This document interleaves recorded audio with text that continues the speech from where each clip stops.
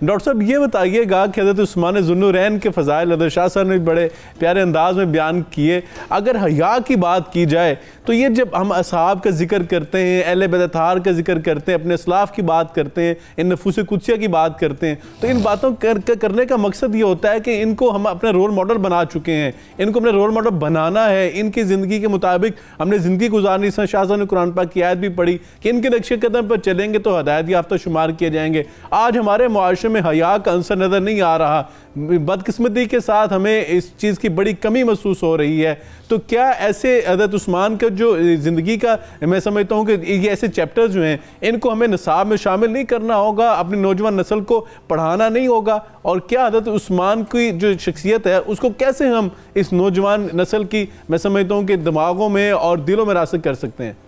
بسم اللہ الرحمن الرحیم. سب سے پہلے تو بے حد شکریہ کہ آپ نے ایک عظیم الشان اور ایمان افروز جو پروگرام ہے اس میں مجھے موقع عنایت فرمایا، کیونکہ علماء کا یہ ارشاد ہے کہ عند ذکر الصالحین تنزل الرحمہ، کہ صالحین کا جب ذکر ہوتا ہے تو خدا کی رحمت وہاں پر نازل ہوتی ہے. تو صحابہ کرام اور پھر ان میں خلفائے راشدین اور عشرہ مبشرہ میں سے عظیم شخصیت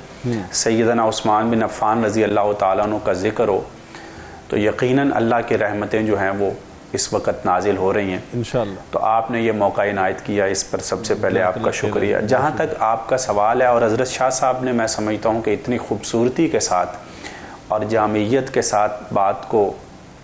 سمیٹا بھی ہے اور بہت سے پہلوؤں کی طرف نشاندہی بھی فرمائی ہے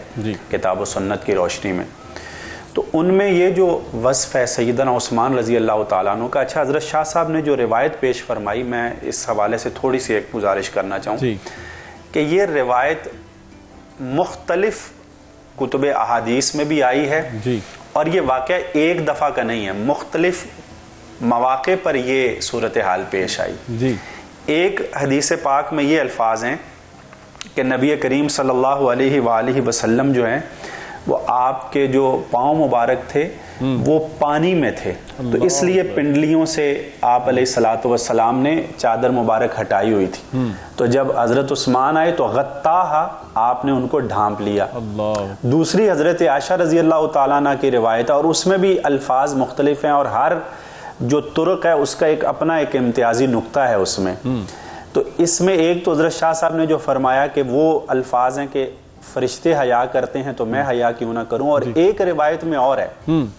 کہ حضرت عائشہ رضی اللہ تعالیٰ عنہ فرماتی ہیں کہ میں نے جب اللہ کے رسول صلی اللہ علیہ وسلم سے یہ کہا کہ اب حضرت ابو بکر آئے، عمر آئے رضی اللہ تعالیٰ عنہما، تو آپ نے کوئی اہتمام نہیں کیا،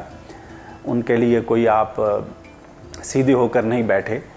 تو آپ علیہ السلام نے فرمایا کہ عائشہ بات یہ ہے کہ عثمان بہت حیادار ہے، اگر میں اسی طرح لیٹا رہتا یا اسی حالت میں رہتا تو عثمان اپنی بات ہی نہ کر پاتے، وہ اسی طرح چلے جاتے. وہ اتنا ان کے اندر حیا ہے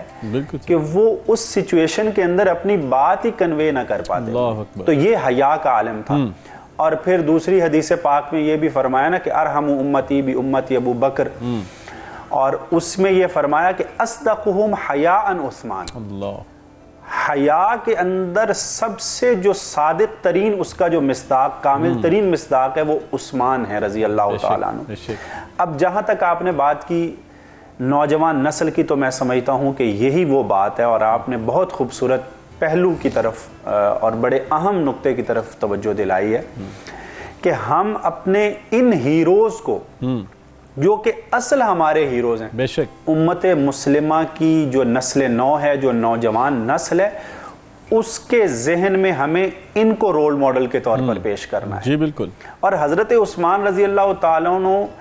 کا دیکھیے نبی کریم صلی اللہ علیہ وسلم سے تعلق، اور ابھی آگے بات چلے گی تو بے شمار پہلو ہیں آپ کی سیرت کے، تو اتنے زیادہ پہلو ہیں قرآن کریم سے محبت، زہد، عبادت. لیکن اس نقطے کے حوالے سے اگر دیکھیں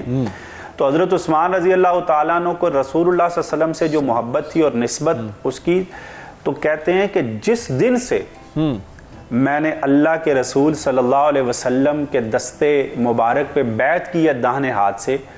اس دن سے لے کر آج تک میں نے اس داہنے ہاتھ کو کبھی نجاست سے آلودہ نہیں ہونے دیا۔ اللہ اکبر، اللہ اکبر۔ آپ دیکھیے کہ یہ ایک مقام اور یہ ایک ان کا جو اہتمام تھا، بالکل تو صحیح یہ ہے ڈاکٹر صاحب، بڑی آپ نے خوبصورت بات، یہ ٹک ٹاک اور یہ سوشل میڈیا پہ جو آ چکا ہے، یہ حضرت عثمان رضی اللہ تعالیٰ عنہ کی سیرت کو یقیناً نصاب کا حصہ بنانا چاہیے۔ بالکل صحیح ہے، اور یقیناً میں سمجھتا ہوں آپ نے جو بات کی نا ڈاکٹر صاحب، کہ ہمیں سچی بات ہے کہ ان ہیروز کی زندگی کو اجاگر کرنا چاہیے۔ ہمیں اپنے بچوں کو گھروں کے اندر بھی، صرف ہم سکولز کے انتظار میں نہ رہیں، کالجز کے انتظار میں نہ رہیں، یونیورسٹیز کے انتظار میں نہ رہیں، ہم اپنے بچپن میں دیکھتے ہیں کہ ہماری ماں نے، ہمارے بڑوں نے، پہلی منزل ہے، بالکل ماں کی گود تو پہلی درسگاہ ہے، تو جب گھروں سے ہم خلفاء راشدین کا تذکرہ کریں گے، اصحاب رسول کی بات کریں گے، اہل بیت اطہار کی بات کریں گے، تو سچی بات ہے کہ پھر نسلیں جو ہیں وہ بڑی پاکیزہ سوچ والی بنیں گی، اور ایسی جو ہم آج کل جو صورتحال دیکھنے، سچی بات ہے بڑی افسوسناک ہے۔